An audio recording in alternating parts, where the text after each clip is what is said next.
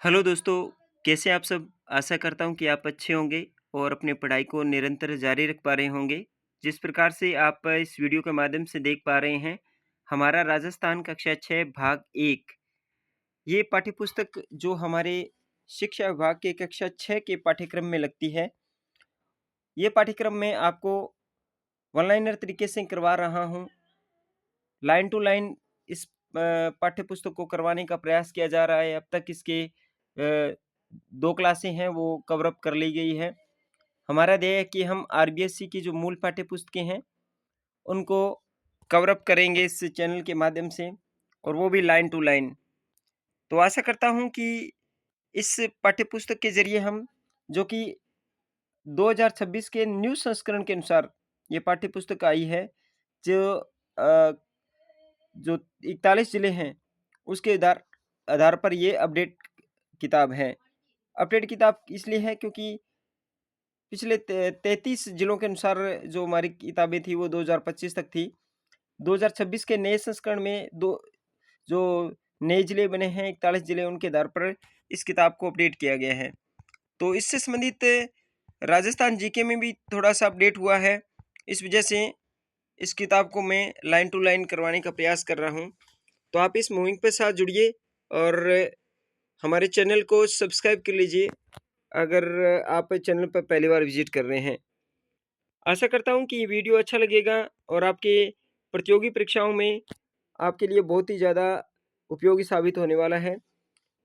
अब तक हमने इस पाठ्यपुस्तक के अध्याय नंबर 1 को राजस्थान एक परिचय, इसके बाद राजस्थान का इतिहास, ये दोनों अध्याय हमने बढ़िया तरीके से कवर कर लिए हैं और उससे संबंधित जितने भी प्रश्न बनते हैं, उनको भी देख लिया है। आज हम बात करेंगे अध्याय नंबर 3 की, इतिहास जानने के स्रोत। तो चलिए शुरुआत करते हैं आज के इस टॉपिक की, अध्याय नंबर 3 की। पिछले अध्याय को कवर अप करते हैं और जानते हैं कि हमने पिछले अध्याय में क्या पढ़ा। पिछले अध्याय में हमने पढ़ा था राजस्थान के जो प्राचीन अंचलों के नाम थे, जैसे मेवात हुआ, ढूंढाड़ हुआ। इसके बाद हमने पढ़ा था हाड़ौती, मारवाड़, बागड़ किसे कहते हैं। इसके बाद मेवाड़, इसके बाद योधे, मालव। इसके बाद हमने पढ़ा था अर्जुनाइन किस क्षेत्र को कहा जाता है, और ये सीबी, ये मौर्यकालीन राजस्थान जो ज्योग्राफिकल फैक्ट थे वो थे। ये थे हमारे जो क्षेत्र है, जांगल है, मत्स्य, ये सूरसेन है, मरु है। ये थे महाभारतकालीन राजस्थान के जो जनपद थे, उनके बारे में पढ़ा था हमने, जिसमें हमने पढ़ा था प्राचीन काल में राजस्थान के जो जांगल, मरु, अर्जुनाइन, सीवी, मेवात, हाड़ौती, ये क्षेत्र थे महाभारतकालीन थे। और ये जो मौर्योत्तर कालीन थे वो थे हमारे योधे है, अर्जुनाइन, मालव, सीवी। इसके बाद हमने इस अध्याय के जो मुख्य प्रश्न बनते हैं उनको कवर अप किया था। जैसे कि मान लो इस अध्याय में हमने पढ़ा मत्स्य जनपद की राजधानी थी, वो थी विराटनगर। इसके बाद में कोटा बूंदी वाला क्षेत्र क्या कहलाता है? कोटा बूंदी वाला क्षेत्र हाड़ौती क्षेत्र कहलाता है।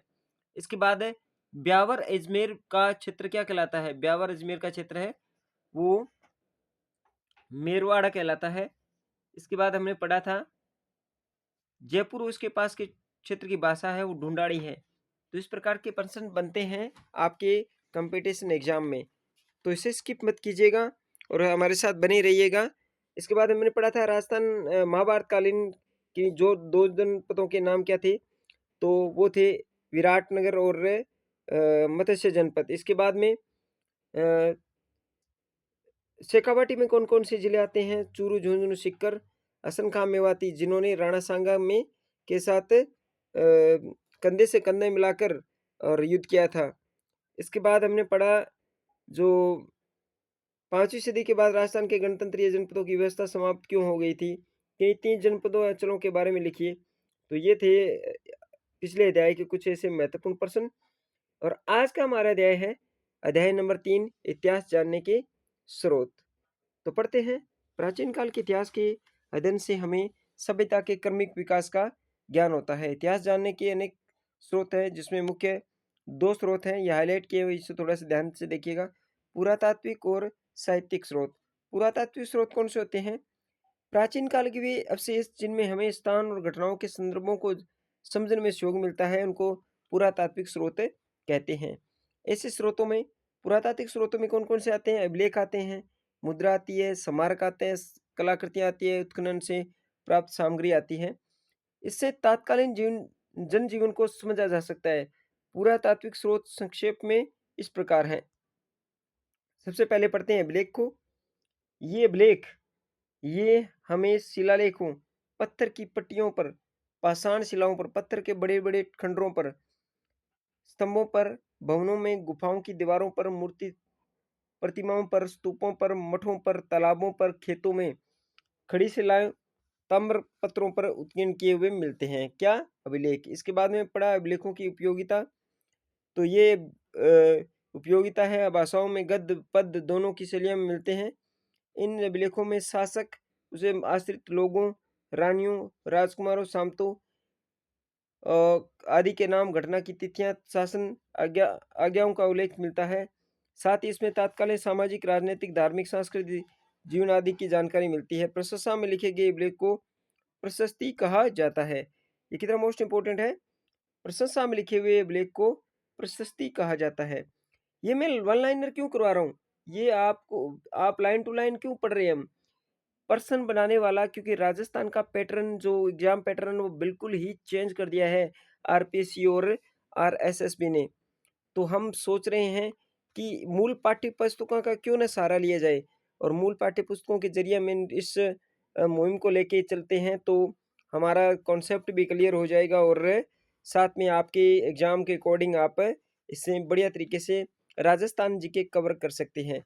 इससे बाहर तो कुछ जाने वाला है नहीं, तो क्यों ना हम इन अध्यायों के सारे ही चीज़ों को कवर अप करने का प्रयास करें। तो अगला पढ़ते हैं प्रमुख अभिलेख। अभिलेख क्या है? नगरीय अभिलेख, कस्बा अभिलेख, गटियाला अभिलेख, किराणु अभिलेख, नानसा, बरन बरनाला यूप, ये जो स्तंभ था, लेख, सामूली अभिलेख आदि से राजस्थान की धार्मिक व्यवस्था, यज्ञों के प्रकार, भूमि और द्रव्यदान, राजनीति, सीमाओं आदि की जानकारी प्राप्त होती है। प्रश्न बनाने वाला कहीं से भी प्रश्न उठा सकता है। पीछे अभी हाल ही में कृषि पर्यवेक्षक का जो कृषि सुपरवाइजर का, एग्रीकल्चर सुपरवाइजर का जो एग्जाम हुआ था, उसमें प्रश्नों को हूबहू लाइन टू लाइन इन पाठ्य पुस्तकों में से उठाए गए हैं।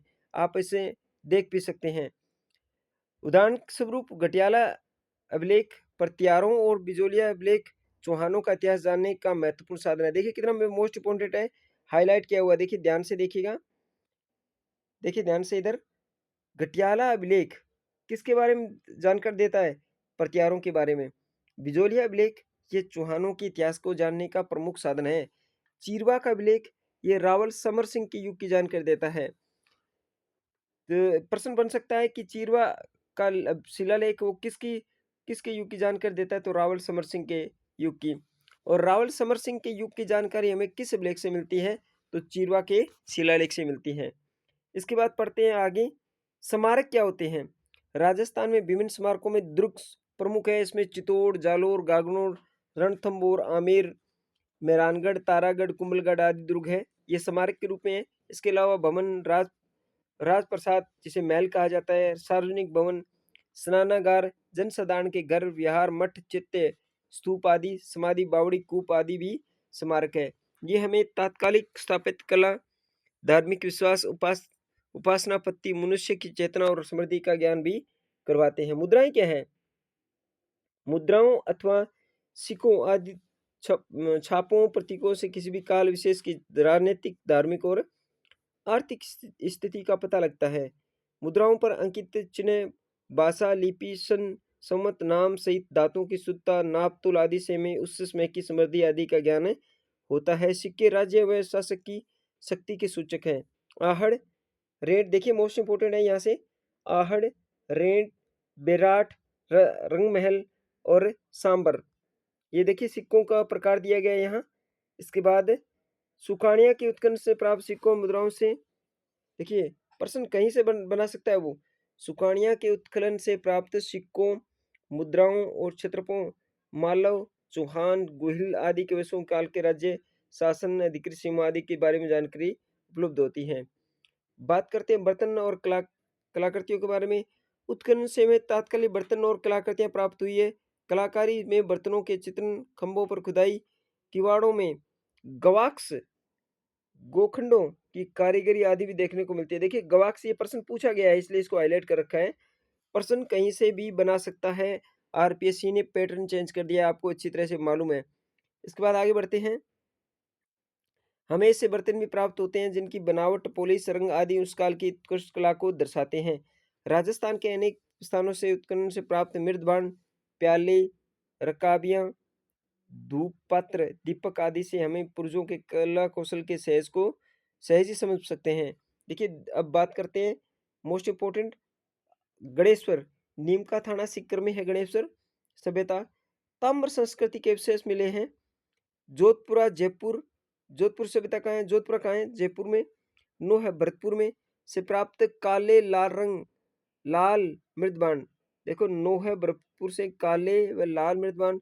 आहड़ गिलुंड से प्राप्त प्रस्तर फलक आदि में कला कौशल देखा जा सकता है।